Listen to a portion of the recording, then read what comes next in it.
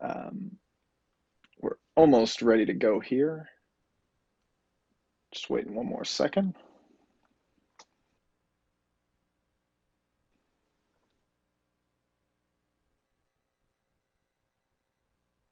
Uh, uh, the draftees aren't there because it's virtual. Um, the first ever virtual draft. And there we go. We're live on all platforms. How's it going, everybody? My name's Tom Petrini here with the live Big Fundamental Draft Show. I'm so excited. I'm so very excited for this draft. I don't know about you guys. Uh, I couldn't sleep last night. Like I was up at 4 a.m. watching highlights and looking at these guys and just thinking about the possibilities moving forward. Um, First pick. Here we go. The Minnesota Timberwolves are on the clock. Woj says they are on the phone and discussing trade options. They have been looking to get out of this top pick in a draft that is not very top heavy. Um, so we'll see if they can make a move here. But as of right now, I would guess they're going to take Anthony Edwards if they keep the pick. Um, but I mean, the fact that they've had 5 months basically, uh, not it hasn't been 5 months since the lottery, but they a trade destination for this top pick if they don't want it. Um, and it'll be really interesting to see what happens here in the top of this draft because if the Spurs keep that 11th pick, it's going to be a question of who falls, right? Um, and if somebody goes a little too high here, that means somebody who is projected higher will fall. So there's been absolutely no chatter about the Spurs trading for this first pick. A lot of chatter about the Spurs trading for the second pick, uh, but that is still 5 minutes from now, which is basically an eternity in draft time. Um, it's it's really exciting. I every single year I get excited for this night because these kids work so hard, and to see them on draft night realizing their dreams, hearing their name called by the commissioner, it's just cool, man. If you can't appreciate that, then I don't know what to tell you. Um, and listen, for the Spurs at 11, there are going to be options. We've already talked a little bit about Sadiq Bey. Devin Vassell is another guy, 3-and-D wing, would add a lot to this team. Patrick Williams is Florida State teammate. Those are guys that'll probably be in that 7 to 13 range, and uh, might be available for the Spurs. We might see them try to trade up for a guy like Denny or Onyeka Okongwu. If you want to know a little bit more about these prospects, I've got a full draft guide on my Twitter profile.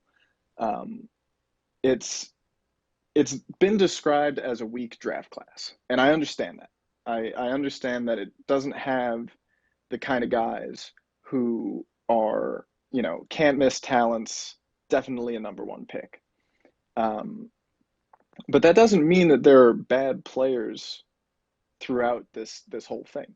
There are a lot of good players with different limitations, uh, and it's really going to come down to what works for the Spurs, who's the best available player, and can they make a trade? There's been so much smoke coming out about the Spurs are aggressively trying to move up in this draft. Um, and as of now, we haven't seen any news. There's been a lot of movement from around the league, but so far none in San Antonio. And I'm sure that a lot of you will be upset if the Spurs stand pat, take somebody at 11 when all these trades are happening, and it's like, well, why couldn't they find a trade partner? Well, you need to find a partner for the trade, right? So if so, let's talk about the Warriors too, right?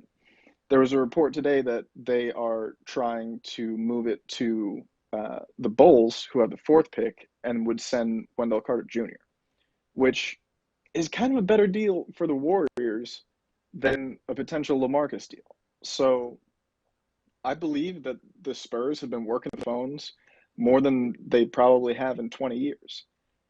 But that effort doesn't necessarily mean that the San Antonio Spurs are going to come out of this night with a trade. So it's going to be really interesting to see what happens. I would love to get some questions from you guys. I'm here to answer them. I love talking to you guys about this stuff. We might have a good amount of time until the Spurs actually pick. So yeah,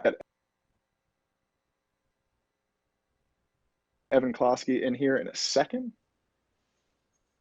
Here, let's invite him.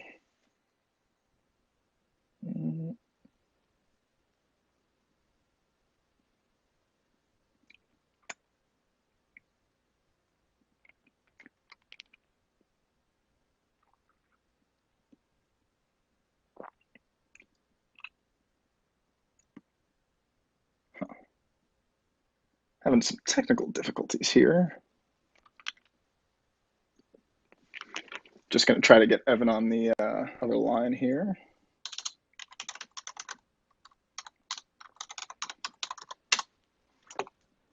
So the clock has stopped moving here for this first pick. Question is, what are the Timberwolves going to do?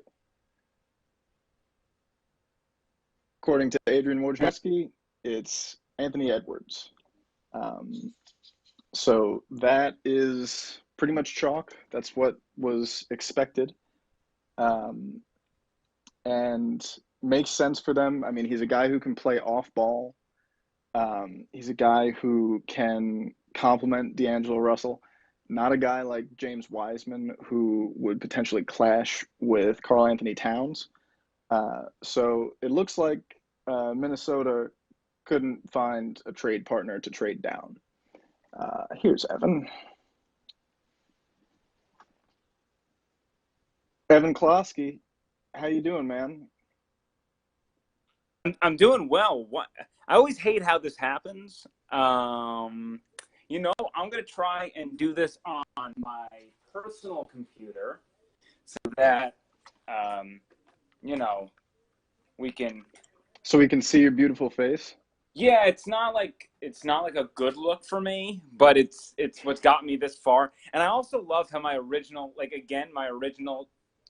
Twitter handle is. Right. It's my Spokane one. That's not the right one. But I see Anthony Edwards, number one. Yeah, no surprises there, right? I mean, well, that's basically what we've been looking at. I think no surprises entering today. I think a lot of people were building up that LaMelo steam, for a good portion there. But it seemed like that was going to be the pick. Right, and when you look at the players available, he's definitely got a little bit more NBA ready right now than LaMelo Ball, I would say. And I could definitely see an issue with pairing a guy like LaMelo Ball with a guy like D'Angelo Russell, who they both kind of are best with the ball in their hands, where Edwards is a guy who can, do a lot of things as a guard. There have been some questions recently about his love for the game. He kind of said that he prefers football, but this is what he's better at. Yeah. There was a great fake story about him not understanding Benihana and bringing gumbo and spilling it on the grill. That wasn't true, but Tom is still holding out hope, though. For what? That is true.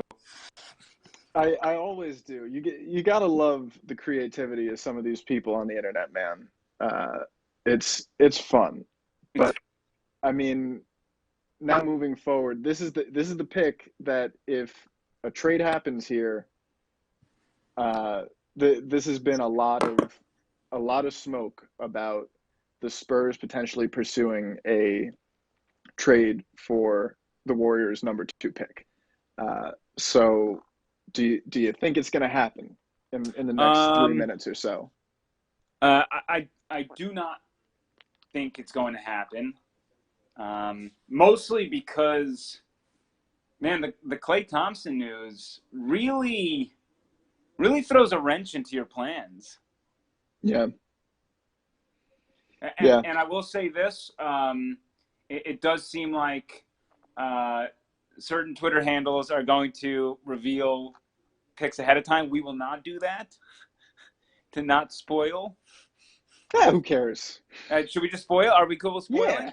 Yeah, Okay, cool. absolutely. Disclaimer, we're going to spoil. All right, the Warriors are going to select James Wiseman, which is what we've thought forever. Right. He fits so well with what Golden State has built there. They need someone in the middle to rim protect. How he's going to work with Draymond Green is still a bit of a question, but I do think this was the right pick. Yeah, I think obviously you've got Splash Bros in State. We hope that Klay Thompson's injury that was reported just an hour before the draft is not that serious. But I mean, pairing that group with a guy who is massive, he's the most highly touted center prospect in this draft. In his career, he's going to have a pretty high floor as a rim running center, rim protecting center, pick and roll guy. And I mean, there's no guarantee that they won't still trade him. If after this draft shakes out, they want to make a move. But I think the fit is pretty good here for Golden State. And you know, if he develops that shot and his shot creation and his you know, understanding of the game and really gets how to use those physical tools that are some of the best in the draft, could be scary.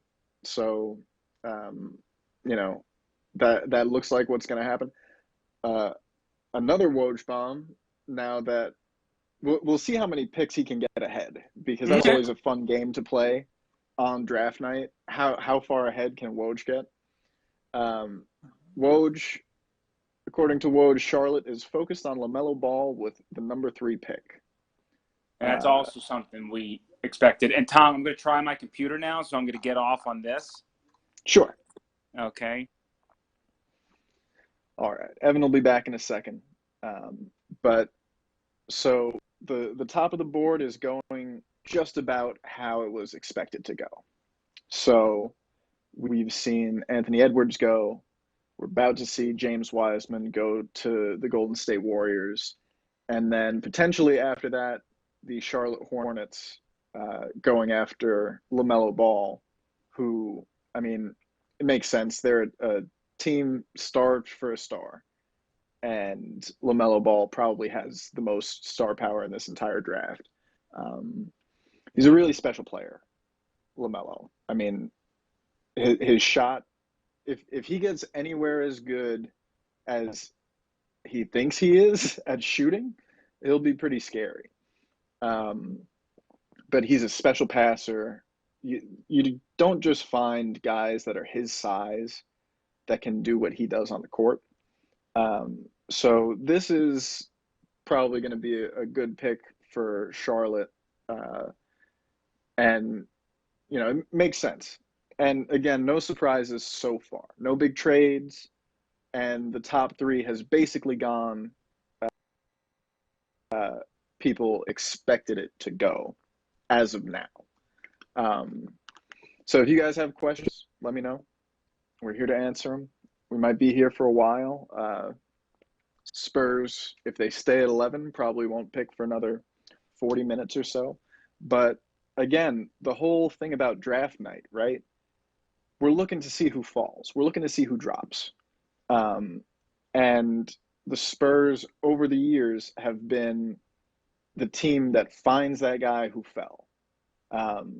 So that's the big question that I'm going to be trying to answer uh, as this draft goes on. Um, as far as who the Spurs are looking at, we've seen a bunch of rumors about and reports about workouts. All of the information on that is on KENS 5 in our draft guide and in our off-season questions story. Um, Adam Silver stepping to the podium now to announce James Wiseman to the Golden State Warriors, and that's how it goes. So if a trade happens where the Spurs are involved and get Wiseman, it'll be after this draft, or at least a little bit later. But as far as who the Spurs have expressed interest in and worked out, uh, Denny Avdia, they worked out. Onyeka Okongwu, another big man, they worked out. There seems to be interest in Sadiq Bey. Devin Vassell makes sense as a fit, but we haven't heard anything about the Evan is struggling to get in here. We haven't heard anything about Spurs' interest in Vassell. Um, for me, I think it would make sense for them to go after a wing. Um, Evan, try it now. If the Spurs go after a guard in this draft, that means they're really high on him, right? Like if they go for a guard having drafted in 3 consecutive drafts before last year, long, athletic, tall guards, and then they go after another guard here, um, that would be basically saying to me, either they're going to move somebody or they just really love this guy and they're going to figure it out later. For me personally, I think the need is on the wing. Kind of good question. Between Bey, Vassell, and Pat Williams, who would I prefer? Um, so they play a similar position. They're all wing guys. They're all good defenders. Um, the difference, though, is you get more polished shooting um, from Devin Vassell. He's a little smaller than the other two, but he is an elite shooter. He's going to be one of the better wing defenders in this draft. And I mean, if he falls to 11 and the Spurs take him, that's a huge get. As far as Pat Williams goes, he's a little bit of a more raw prospect. He's bigger, he's beefier, he's taller. He's a good springy defender, but his skill set isn't quite as developed as Vassell's. And then Sadiq Bey is an older player. He's 21, but there really isn't much to his game that he doesn't have. I said last night that, a lot of people want the Spurs to make a sexy move here. Trade up, get somebody big. How's it going, Evan? Yeah, I can't figure it out. That's all right. Yeah. We're talking here about between Vassell, Pat Williams, and my guy Sadiq Bey, the sort of the pros and cons. I don't even really feel comfortable saying which one is better. They're just different. Yeah. And they play similar positions. The thing with Sadiq Bey is, I said last night, he might be the most complete and versatile wing and player in this draft class. And are there guys with higher ceilings? Sure. But because Sadiq Bey doesn't have a gap in his game, he can do everything. So he's labeled as a high floor guy. And when a lot of people hear that, they think, okay, high floor, low ceiling. Not necessarily. I mean, just because it's a pretty safe bet that he'll be an impactful NBA player pretty much from the jump, that doesn't necessarily mean that there's room for him to grow and improve. He's got an NBA-ready body. He's one of the better wing defenders in the draft. He's a great shooter. I was watching tape on him I said I couldn't sleep last night. I was anytime I travel, I can't sleep the night before. I get excited. I have butterflies right now. I'm very excited about this draft. But I was watching the Saddiq Bey tape last night, and I mean, this guy moves really well. He shoots really well. Um, he's a guy who could play small ball four, maybe even small ball five, uh, and you can run him off screens to shoot threes. He it's like he takes two steps from the dunker spot to the corner three, and in both of those spots he's lethal.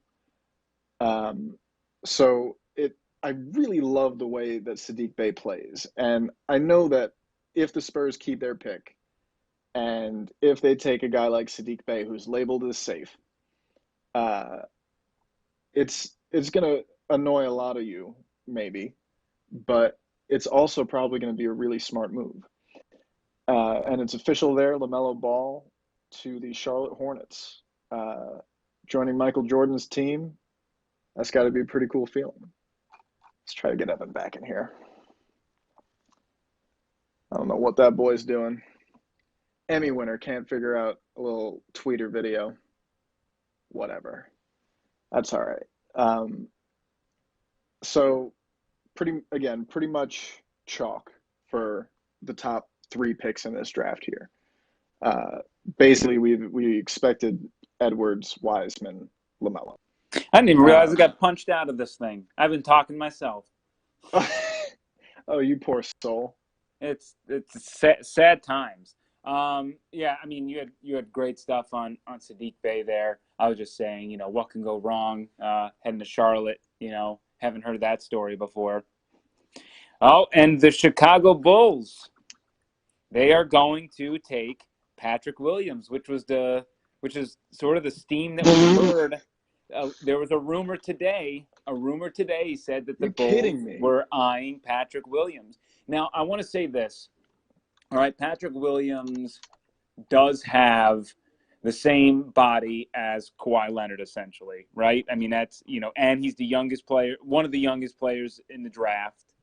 I think, I don't know if this is maybe a little bit of people over-analyzing. I mean, I really like Patrick Williams, right? And his projectables are phenomenal. He is exactly what the modern NBA desires, especially if we saw, you know, the bubble playoffs. He is a position of need. Cleveland is fielding trade offers. Let's see if the Spurs want to try and trade up for number 5. Regardless, essentially, I think this is a little crazy. Yeah, I mean, I just think that look, Patrick Williams started when we were back in March and April. Patrick Williams was probably a top 20 pick, right? Yeah. And then all of a sudden, I just feel like, you know, over time, people are like, I'm kind of seeing this, I'm kind of seeing that, and I just think, you know, no tape has changed, right? No tape has changed. So I made this joke last night because, like, you know, people were talking about Pat Will and, you know, should the Spurs trade up for him? And my mindset on that was like, no, not really. I mean, if he falls to 11, great, wonderful. But like you said, the tape hasn't changed.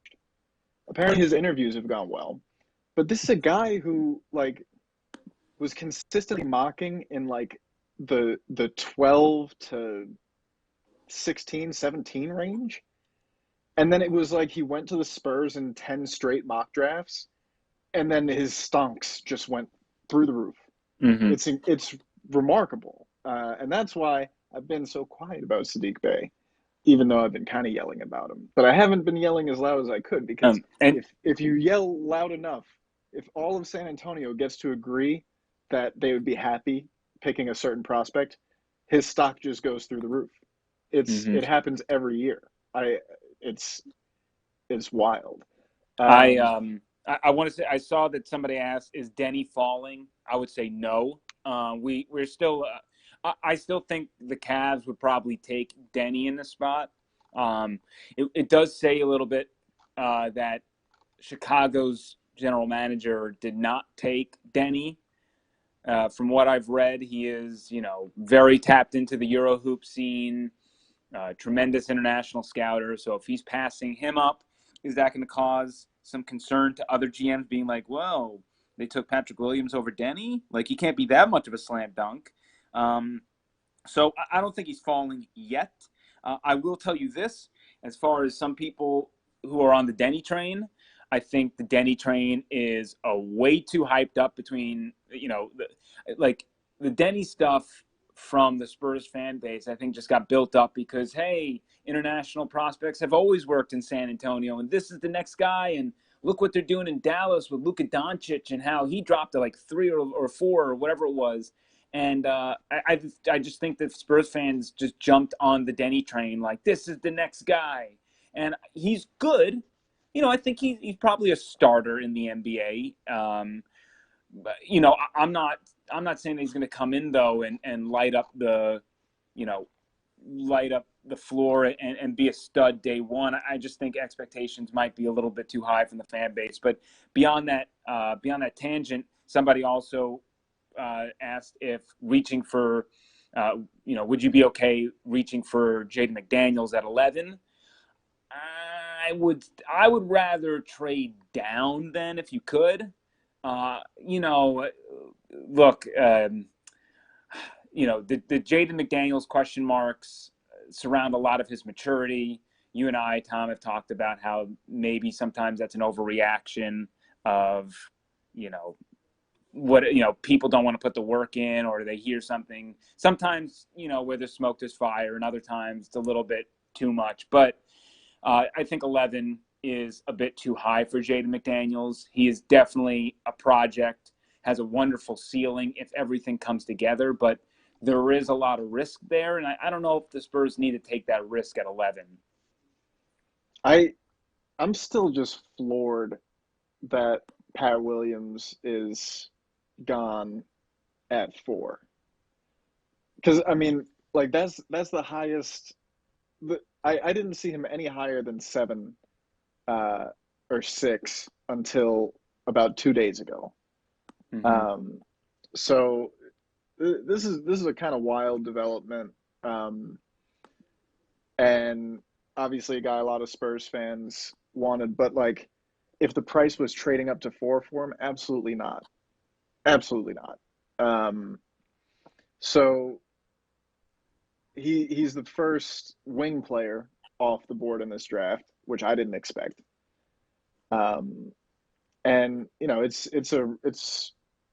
shaping up to be pretty interesting here. Are you seeing anything about what Cleveland's going to do here? No, I think Cleveland is holding out to the bitter end to try and make. Evan, you hung up again, you dingus. How'd you do that? Oh, guys, this is wild. This is already a wild night. Oh, hey, Evan, you're back.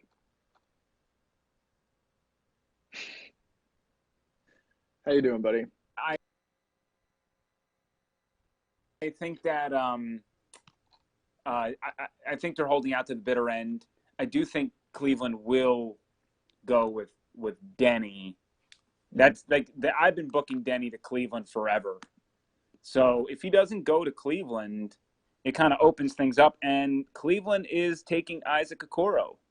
So okay. You and I both love Isaac Okoro. I don't know if we necessarily love him for the Spurs, but he is a tremendous prospect, arguably the best wing defender. I'll say arguably, the best wing defender in the class. And his shot is a mess, but beyond that. Yeah, so the thing with Okoro, for me, we've talked about this. Love Okoro as a player, love him as a prospect. If he does figure that shot out, he could be one of the best players in this class, period. Correct. There's just a lot of overlap with what he does and what the guys that the Spurs already have do. He's only 6'6", and his length allows him to play a little bigger than that. But, he would be pretty comparable body-wise to Keldon Johnson, maybe a little smaller, just like build-wise than Keldon.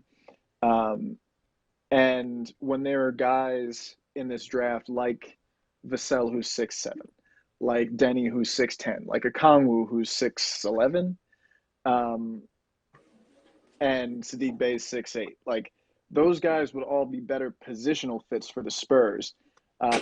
I'm breathing a sigh of relief here that Okoro is going off the board and not being the guy that slips to 11, and then the Spurs are like, all right, well, this is the guy who slipped and we have to take him.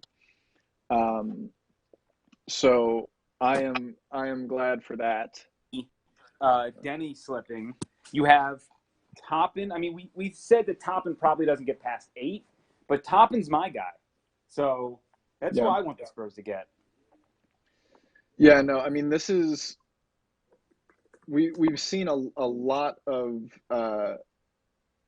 even just in Patrick Williams and Okoro going 4 and 5. It's really interesting And for what the that Atlanta does down Hawks, the board. the Atlanta Hawks are going to take Onyeka Okongwu. So they are not Okay.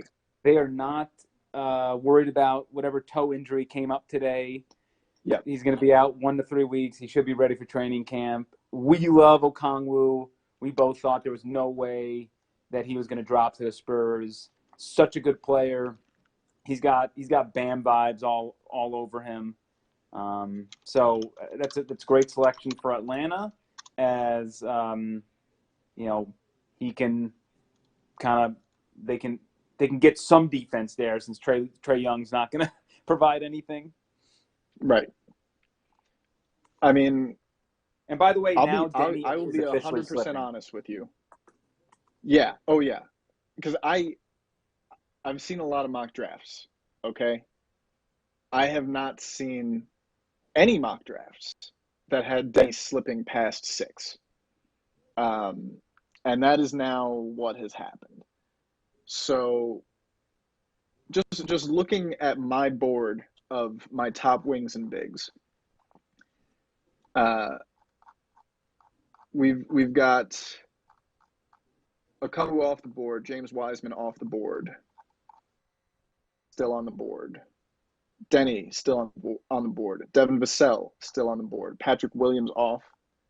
Okoro off. Sadiq Bey and Aaron Nesmith still there.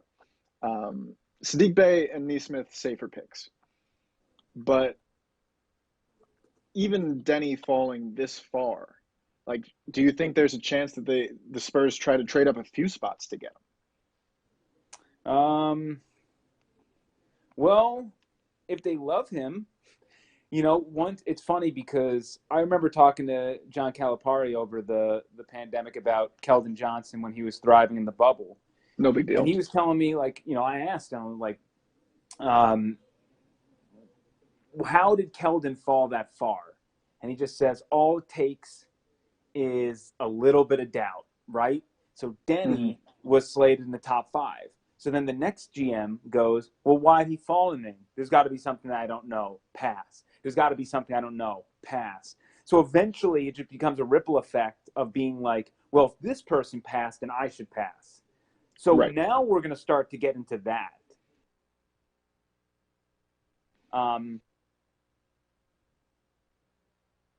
The Spurs are looking to trade up a pick or 2. They're not going to have to give up much for that, Right. Yeah, that's what I'm thinking. And, if they can find a partner, and if that Denny doubt is Detroit impactful Pistons, enough. Detroit Pistons taking Killian Hayes. Okay. So, I mean, Denny falling out of the top 7 is insane to me. Wow. I mean, and I know you like Killian Hayes. I'm so glad he's off the board. So relieved. Yeah, I love Killian Hayes. He wasn't necessarily the right fit of necessity. I just thought talent-wise he's spectacular, great for the Pistons. I have no problems with the Spurs not getting Killian Hayes. I'm just saying that if the Spurs did take Killian Hayes, I would have understood it. Right.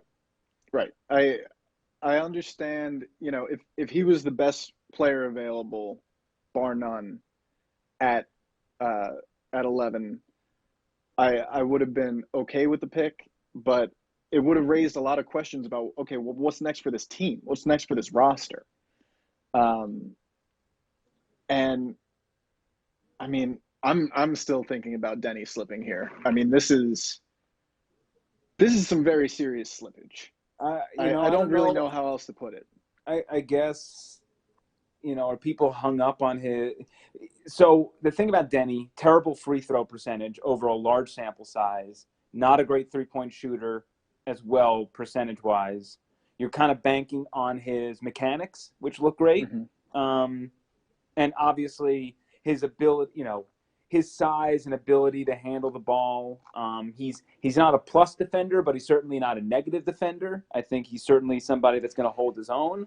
So, I'm just trying to think of the reasons why a team would pass on him. I'm trying to figure it out because, I mean, like he needs to develop his shot a little more for sure. But as far as a wing player in today's NBA, I mean, he's a great team defender. He's an incredible passer. He's a nightmare in transition. He's a guy who can get the ball and go with it. Um, yeah, Jacob, I think it's safe to say that I would like the Spurs to take Denny. I think that would be dope, If Denny's there, personally. sure. If Denny's there at 11, I've written him off. I yeah, literally I didn't even put him in my story today because it was like, to me it was like yeah.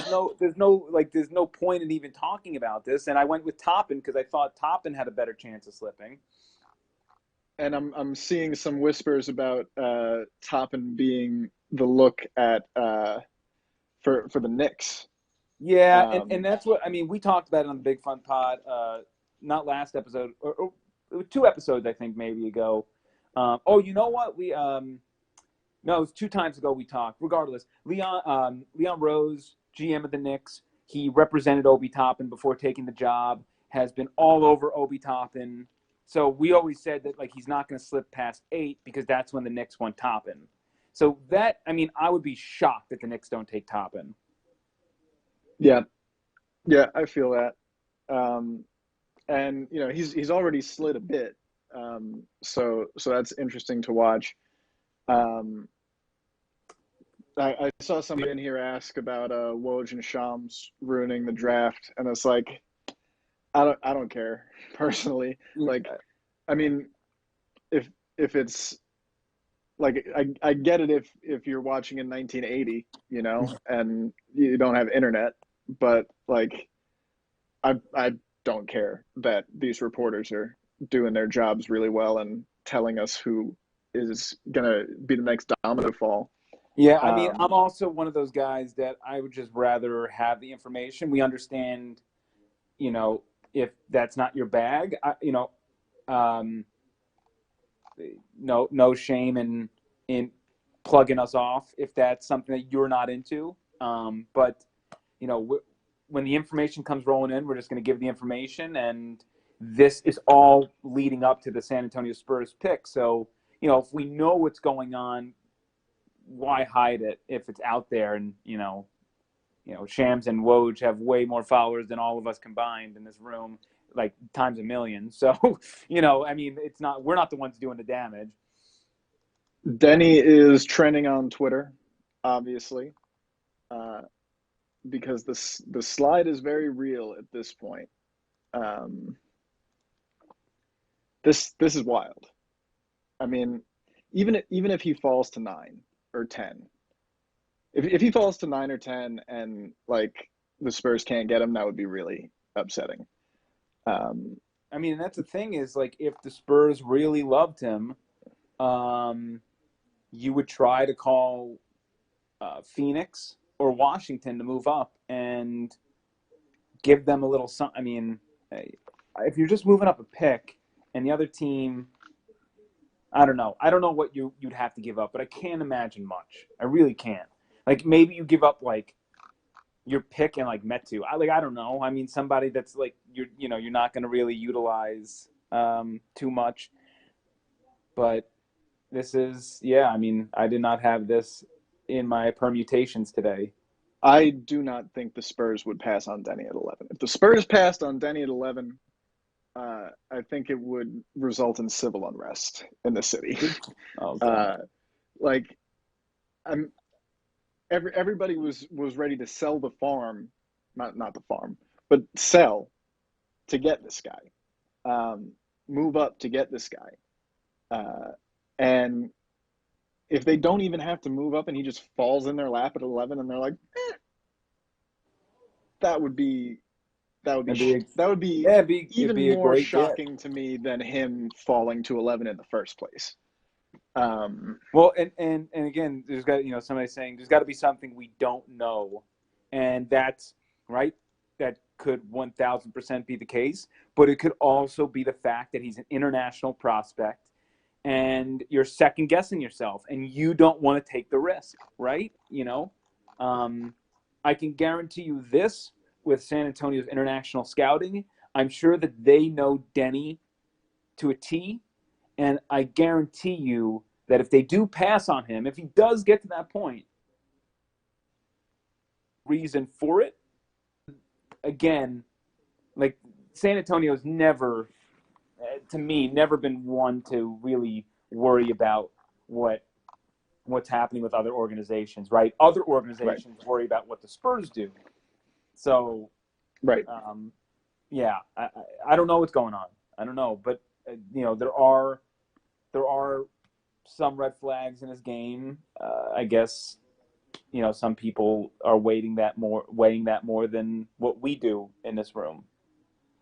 Yeah, totally agree. Woj saying that the Knicks are hopeful that Obi Toppin falls to them at 8, um, which makes sense, Their as dashes we've that said. dashes my dreams.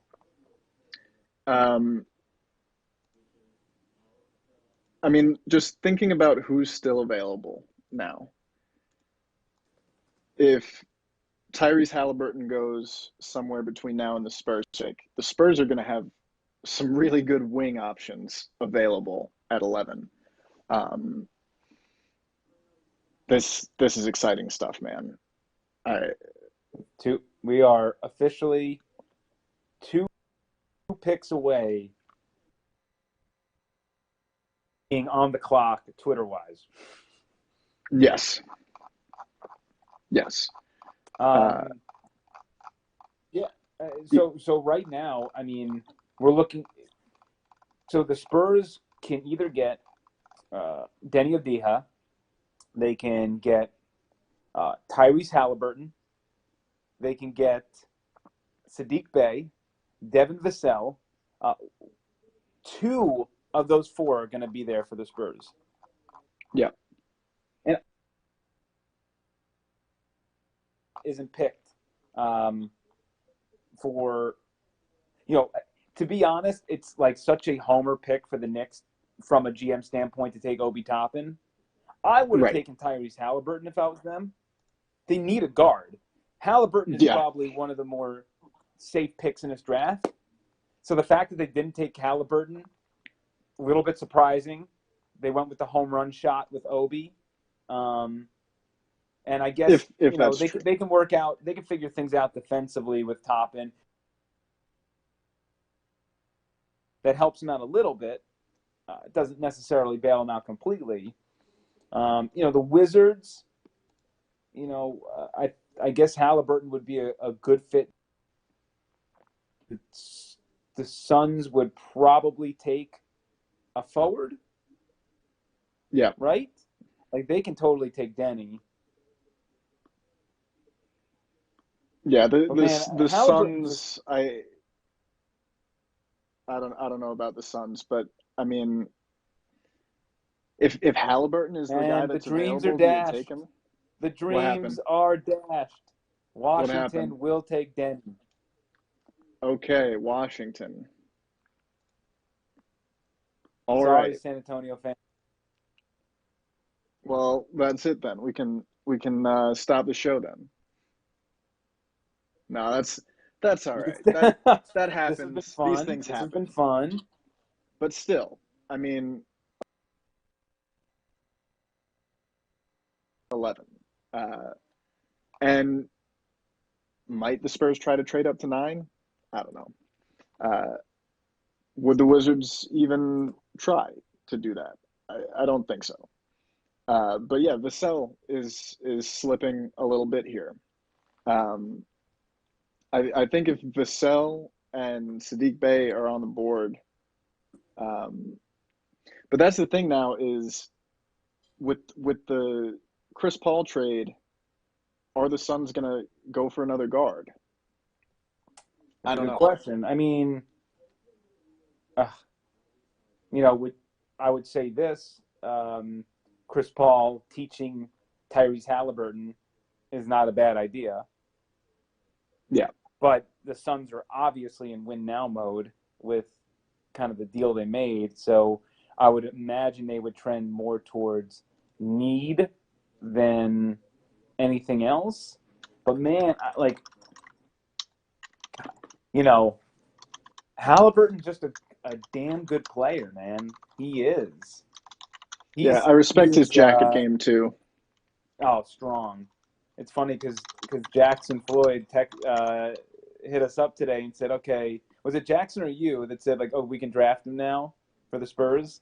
Right. Yeah, that was Yeah, Jackson. and now that might be manifesting itself. Yeah, I mean, he was a guy that was looked at as, you know, outside of Edwards and LaMelo Ball, he could have been a top three guard in this draft. He's slipped a little bit. Um, And Tom, so somebody asked who is available right now. Um, yes. so I just want to run through a handful of names. We know that Denny is off the board now. So we're going to go with Tyrese Halliburton, point guard out of Iowa State. Devin Vassell, combo guard out of Florida State. Combo forward. Combo forward. Yes, he's listed as a shooting guard, but combo forward. He's six Um, seven. He's long. He'll play yeah, a yeah. three probably. You got Sadiq Bey at Villanova. Tom's boy. He been on him since day one. So if it happens, he manifested that. Precious Ochua out of Memphis is up there. Aaron Neesmith out of Vanderbilt, and these are all guys who are essentially combo forwards in some regard. Probably not Precious. Aaron Neesmith is a 3-and-D guy. Some people are high on Tyrese Maxey out of Kentucky. He's got a wide range of where he can fall in tonight's draft. I'll be crushed if it's Tyrese Maxey. No No, you'll be offense to crushed. Tyrese Maxey. What if the Spurs go Poku? If the Spurs go Poku, send help to my house. Uh, like, I just really don't see them doing that. Yeah.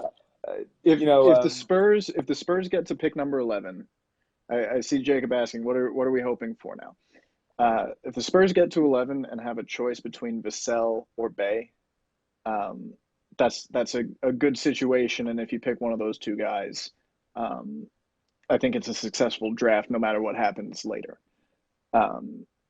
It's this is a discussion that I've been trying to have with Spurs fans for a while now on Sadiq Bey.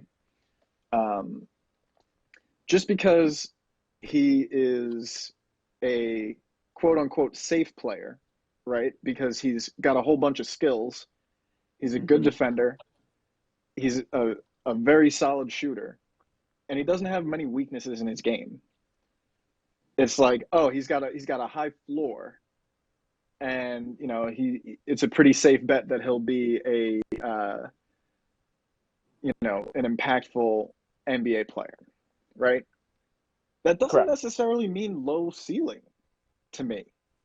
Like I feel like we have this binary idea about prospects. Like, okay, well, if he's already good, then he can't get much better. If he's younger and has room to grow and has those areas for improvement, then sure. But like people get so afraid of these guys who are really solid players just Yeah. because they're not the sexiest and don't have the highest upside, right? But I think his upside is still really high. Yeah. Look, I don't think that Sadiq Bey is going to make any All-Star teams. But having said that, guys like a Malcolm Brogdon doesn't make an all-star team, right? But he's pretty damn good. I think Derek White, who can turn into a Malcolm Brogdon, won't make any all-star teams probably. Odds are stacked against you in the West.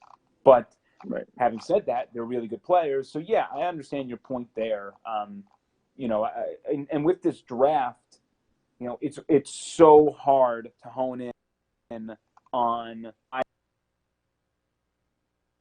or guys to make all-star teams out of this draft because nobody really projects any superstar potential out of anyone in the class, right? LaMelo's probably the highest ceiling as far as talent goes. Anthony Edwards, the highest ceiling as far as attributes and physical makeup goes. But beyond that, I mean, when those are your first two picks and there are monster red flags around them, there's a reason why people are like, I do not want a top 2 pick this year because they don't want to make that decision, right? They want to have that decision out of the way or a top 3 pick. And yeah, with Wiseman, I mean, Wiseman played like 3 games in 3 years or something. Like, yeah, I don't know the last time we've seen James Wiseman on the court, but it's just in this. The fact of the matter is that the Spurs are going to have a shot at either Tyrese Halliburton or Sadiq Bey or Devin Vassell. And those guys, to me, if we want to call them safe, they are safe, but that's not to be bad. Like Patrick Williams has a high ceiling, right? But he's a risky pick at 4. Very Right. risky pick. He could be nothing. He could be absolutely nothing. So when I see a guy like Sadiq Bey, and that's why more and more as the draft was coming, I was like, he does make so much sense for San Antonio. I do think there is a little bit of something for me there with Popovich and Jay Wright having such a strong relationship. I do think that matters a small bit. Not that it's the tipping point. I do think though having that in your ear helps as a head coach if you're Pop. And man, you figure out a role for Sadiq Bey, and he's going to excel in that role, So, and not to mention, I think Sadiq Bey can come in and be a contribution off the bench immediately. Not Right. that that's going to happen with San Antonio. That's not usually how they do business. I'm not saying it's going to happen at least, but I think that with like Halliburton, Vassell, and Bey, I wouldn't be so worried so much about their development in the sense of like if they get thrown out there immediately, they're going to crash and burn. I think they can hold their own out of the gates. I mean, if those 3 guys are on the board, even if 2 of those 3 guys are on the board, those are 3 of the most NBA ready prospects in this whole draft. So it's, I mean, we might not even have a G League season this year, but I didn't think anybody that the Spurs took at 11 would be a development project. I came into this draft thinking the Spurs are going to pick a guy who is a good fit for the team and pretty NBA ready. And part of that is drafting as high as they are, which you may see on social media or just around the internet that this is the first time the Spurs have picked this high since Tim Duncan. Drink. Yes, I tried to get as far into the show as I could without saying that, but I mean it's true. The Spurs just don't get picks like this, and it's gonna be hard for them to mess this up because we can almost guarantee that one of Sadiq Bey or Vassell will be available, and if they love Halliburton, they love Halliburton. But I would have a lot more questions after a Halliburton pick than I would after a pick of Sadiq Bey or Devin Vassell. Yeah, and let me just first off, I do want to put this on the record. If somebody's thinking of like an off the wall sort of selection, maybe sort of how we felt after the Luka Šamanić pick last year, I think my selection would be Isaiah Stewart as the whoa, didn't see that. That's just like I love the more and more we're again inching closer to the draft. the more and more I kind of fell in love with Isaiah Stewart. That dude is he's going to come in and he's just going to play with his hair on fire. He's going to grab you a ton of rebounds and work his tail off. I think he's not going to be flashy at all, but as far as like a role player goes, he's somebody who's going to thrive in that role that they're given at the next level. But that's not to say that that's going to happen. I don't think that's going to happen. Has that is not just my tweeted. Again, that is my off the wall. I'm like, oh, if we said like, holy crap, I can't believe that pick. That's my guess of who it would be. But Tyrese Halliburton. If they do take Tyrese Halliburton, you are getting just a very refined guard. And if you think about San Antonio and how they're built, I know that Spurs fans are going to be livid for them taking a guard. But think about this. You can now play DeJounte and Derek as much as you want together, and then you bring in Tyrese Halliburton to run the offense for the second unit. You can now give those two a breather and understand that you're not losing that much bringing him in to run the offense. He would be a great facilitator as far as that second unit goes. And I think that allows you to, if you were to have Halliburton, you can have Patty off the ball. You have Rudy, Jakob, and Keldon. I mean, you have some options there. I think that Halliburton would fit really nicely with San Antonio, actually. Okay, so Woj hasn't tweeted in over 12 minutes, and I'm like itching. Like my whole body is itchy because I need my next hit. Nobody's of tapped into draft Phoenix. news. They are as Baker Mayfield would say, that Lil Wayne would say, real G's move in silence like lasagna. Is Sarver a real G though? No, I mean this has been the top 10 has been a lot of movement, but yeah, the board right now is looking kind of like we expected it to at this point. So question was proposed to us: if they take Halliburton, would the Spurs trade a guard? It's a good question. I think if they pick Halliburton, it pretty much guarantees Bryn Forbes, Marco Bellinelli are gone, out of there. They should be gone anyway. I don't right. I don't see them coming back. I can see Bryn coming back as like an end of the, oh wow, Denny with a lot of wine behind him. Very nice. Yes.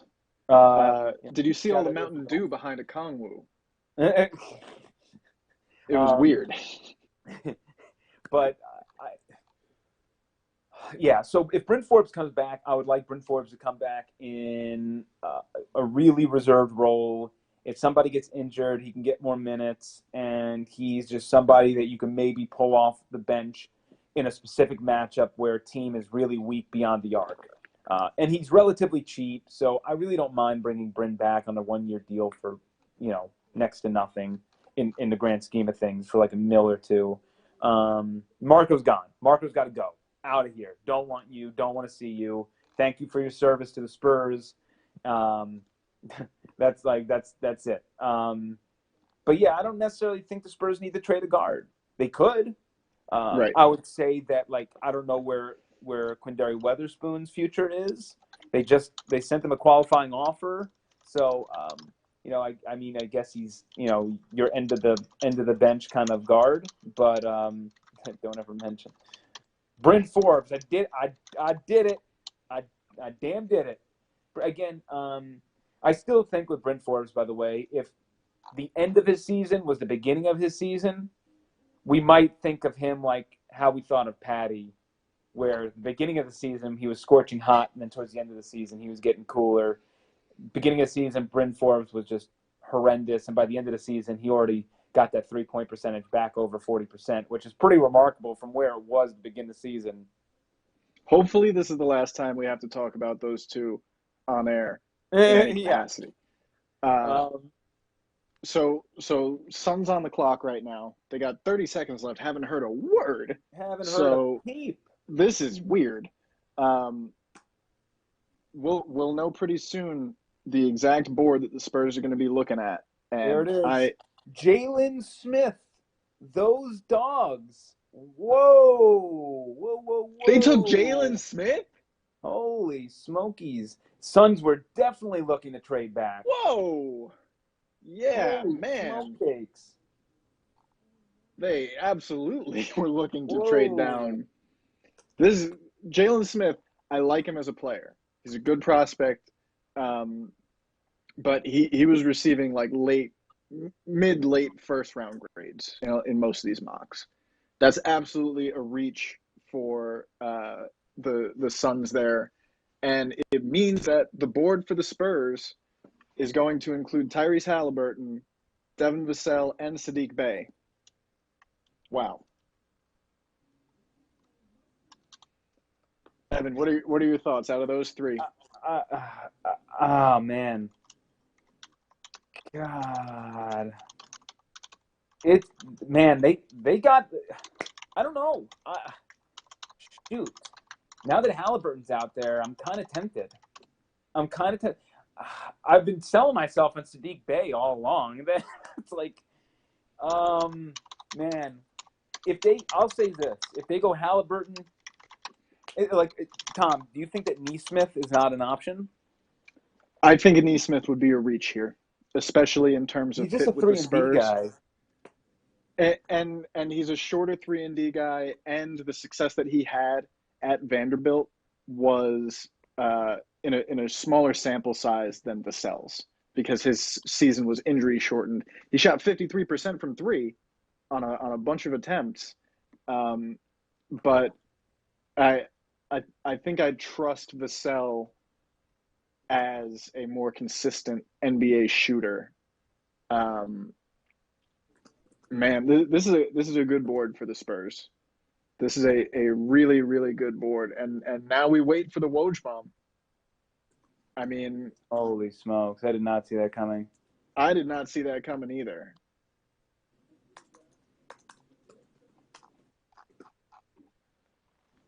I think a lot of people outside San Antonio are going to be pissed if they wind up with Vassell, because I mean, he was a guy that was getting a lot of top 10 buzz, and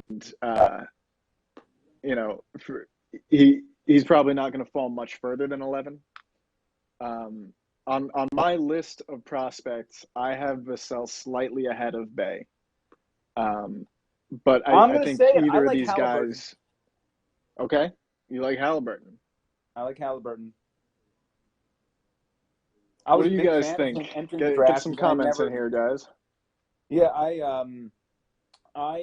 was a big fan of him way earlier in the year, and then I never saw a mock draft until like a little bit recently of him dropping to this point. But Right. again, I just outlined it. I think that Halliburton has an extremely high floor, like just a really good kid, tremendous wingspan for his size. How big Kid, is it? let me just double check before I throw out a number there, but it's a sexy number. Let's see. I have him at So 6'5" with a 6'9". I thought it was like 6'11". It might. I mean, you know how these measurements are. So I He's have him at long. 6'5" with a 7-foot wingspan. I mean, that's crazy, if that's what it is. And historically speaking, I mean, I don't know. I will say this: I'm seeing different numbers on the wingspan. Uh, I'm seeing anything from what you're seeing to like to 7 feet.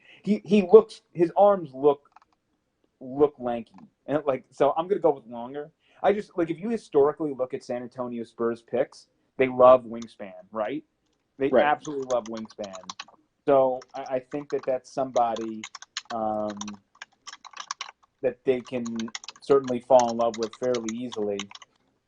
I'm kind of talking myself on the Tyrese Halliburton train, and not to mention, you can also play Tyrese Halliburton in the first unit, and if somebody gets into foul trouble between Murray and Derek White, you can allow them to play aggressively, which is what they need to do defensively, and you're probably not going to lose a step because Derek White and DeJounte Murray can both play off the ball, which I think that as we're kind of as we're watching more of DeJounte Murray, I think that he should probably be off the ball to start anyway.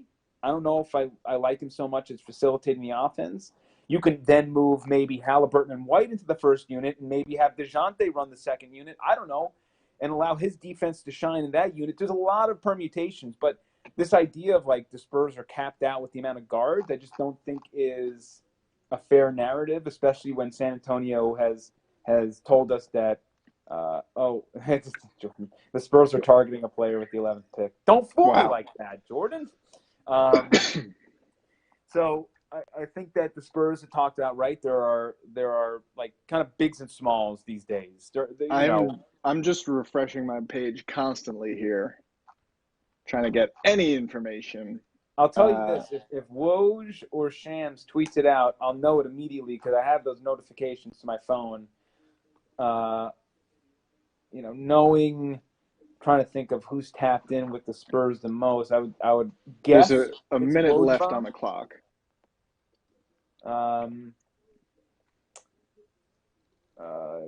But 1 minute left. Yeah, I am. Look, if they want to take Devin Vassell, that's cool too. I mean, there's nothing wrong with Devin Vassell. We haven't talked about him in this whole rant.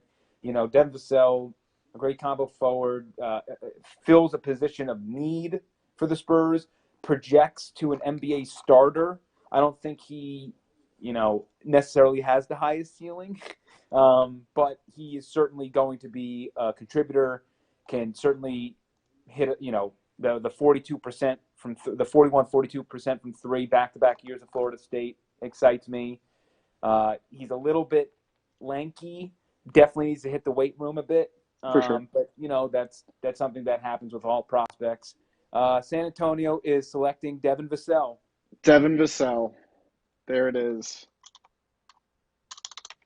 All right, let's talk about it. Devin Vassell. What do you like? What do you think he needs to improve on?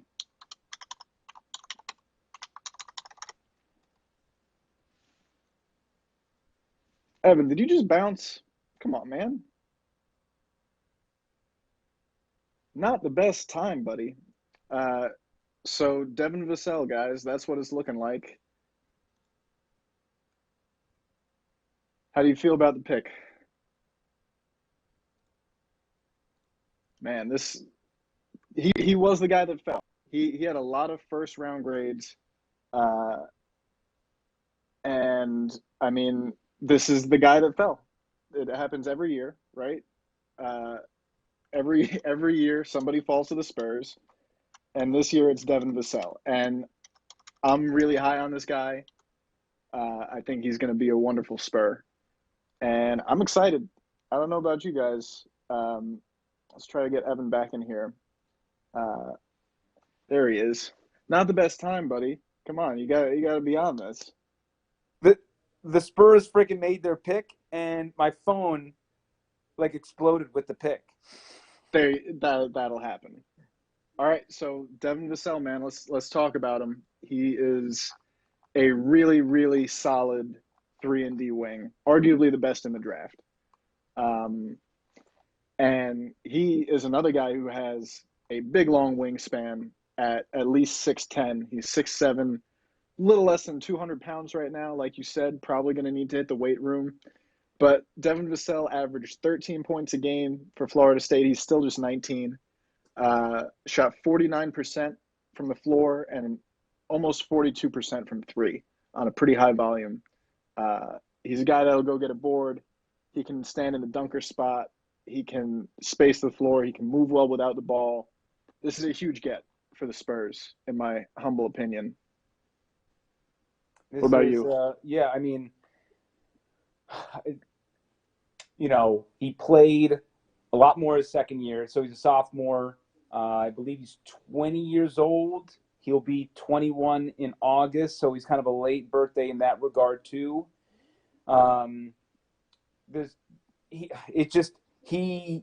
He fulfills a position of need, and it's what San Antonio fans have wanted. If he fills out, so a guy 13 points per game, 5 rebounds, 42% from three. I mean, all those numbers are pretty solid. You'd sign up for that, right? Yeah. I think that he is somebody who is going to fit in extremely well with what the Spurs are building. I think he gives you in that starting unit. I don't know if it's going to happen, immediately. I think Trey Lyles is still probably going to get the starting nod just based on history of what the Spurs do. But eventually, like if you have, Murray, you have Murray, White, Walker, Vassell, and Pirtle. Like that's a long team. That's a lengthy bunch. When And you project, all defensive minded guys, right? correct. I love what the Spurs have done with this pick in really solidifying themselves with a wing defender, because they've got guard defenders. They've got three guards that they know can go and stick a guy. Mm-hmm. But as far as 3-and-D wings go, they did. I mean, Keldon's developing into that. Luka's still a project. Devin Vassell, uh, who's speaking now, um, he he is arguably the best fit for this Spurs team. They certainly thought so in this draft. There was not a lot of buzz about them being interested in him, and maybe that was them just playing it sneaky. You know how they do. Um, but I mean, this is a huge get for San Antonio here at 11. And I'm sure it'll leave everybody else around the league saying, oh, of course he fell to the Spurs, and of course they got him. Because that happens every year, right? So this is just a really great pick for the Spurs, in my opinion. I love Halliburton. I'm glad they fulfilled That's positional need fine. on the wing. He's It's funny. laughing We now have about the video of and his let me shot. say this. So in the industry here, we got to exchange video with other stations, and I made sure that when video came down like a couple of weeks ago, a blast was sent out to everybody in sports in Tegna, and they were like, "Hey, if you need prospects, let us know." And two people, wrote down, hey, I got Devin Vassell and Patrick Williams video, and I was like, send them our way. We need them. So we already got the Devin Vassell video in-house. We're ready to go, prepared for it. Again, this isn't a thing where the San Antonio necessarily got tons of value in Devin Vassell, nor reached. They got the guy who was probably supposed to go exactly where he was supposed to go. It's a very good pick. Devin Vassell, I don't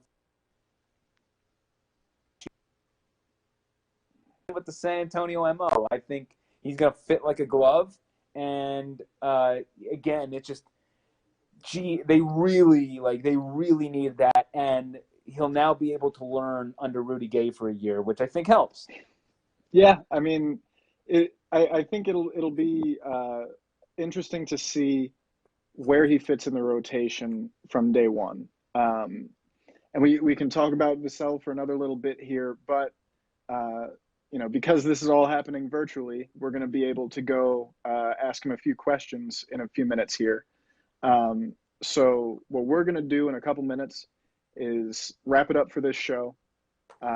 Go talk to the newest Spur, Devin Vassell, see what he has to say, see what he's all about, and then we'll come right back, start it up again, and go into second round analysis. Obviously, the story for the rest of the league was Denny falling all the way to 9. Would have been really cool if he fell all the way to 11. But, I mean, Devin Vassell, I don't even want to call him a consolation prize, because this is one of the guys who Spurs fans and probably the organization have been really, really high on throughout this whole process. So a very Spursy pick indeed. And yeah, I'm pretty happy with it from a talent evaluation perspective. I think he's going to be a really impactful NBA player from day one, and he has shot creation upside. He's not just a shooter. He can dribble. He can create his own shot. So this is a huge get for the Spurs, and you gotta love what they're building. Going back to 2016, DeJounte Murray, Derek White, Lonnie Walker, Keldon Johnson, Luka Šamanić, and now Devin Vassell. So Those are six guys who I think if they can keep that core together for a while, you know, it's a lot of defense, it's a lot of long arms, and it's a lot of versatility. That's very clearly the drafting focus for this team for the past 5 years. I still believe in Luka too, and I still believe it's too early to, yeah, make I've been judgments touting on him. though. Let's please wait. Like we're still gonna have to wait another year after this one on Luka Šamanić. Right. He was not drafted. He was a project. He was drafted as a project, so we got to give him a couple of years because that is exactly what the Spurs were planning on. After a couple of years, we could talk about it. Year one didn't look great, so we'll move on to year two. But as you mentioned, the big thing here is remember the last couple of years for San Antonio, the defense has certainly fallen off. We're used to San Antonio being a top 5 defensive team year in and year out. That has not been the case. This team is going to be a defensive menace very soon. Very soon. The only problem is they need the person to score points. That's why I love Toppin so much, because he would have fulfilled that need of like, okay, they're building this defensive juggernaut. Here's your point getter. Here's the guy who's going to put in points. But, if you can figure, this is why I said with DeMar after the bubble and all this stuff, for the right price, if you can find a role for DeMar within this young core where he's not taking up all the shots and usage and allowing White and Murray to get theirs and eventually Lonnie and Keldon, or however you want to do this, Devin Vassell, whatever. DeRozan has a real path on this team. And maybe you don't have to give him a long-term deal. I'm sure he wants one because he's kind of on the last legs of his last big contract.